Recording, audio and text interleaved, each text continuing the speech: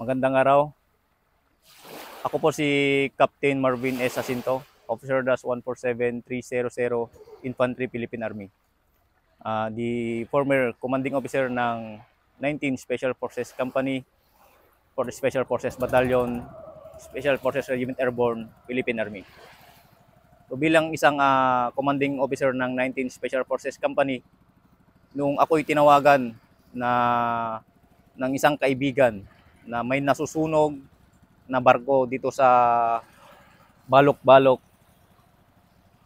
munisipyo ng Haji Mutamad, dito sa likod ng isla na to, which is may laman itong 309 na tao na rescue natin yung 203 na tao and 29 na patay.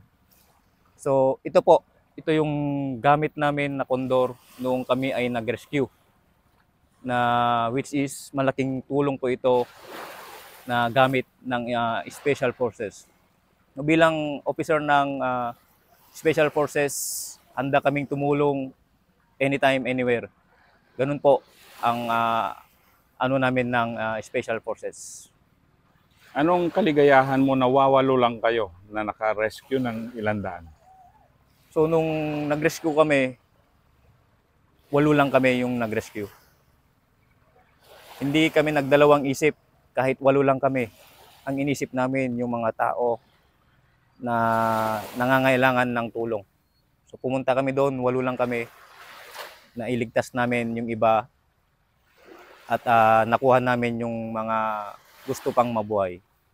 Gaano ka ka-proud na kasi yung ating best officer kadalasan ay padamihan ng napatay na tao. Pero nung year 2023, best officer ka ng Special Forces Regiment Airborne, na kung saan ikaw ay nakasave ng maraming tao. Anong kaligayahan mo nun?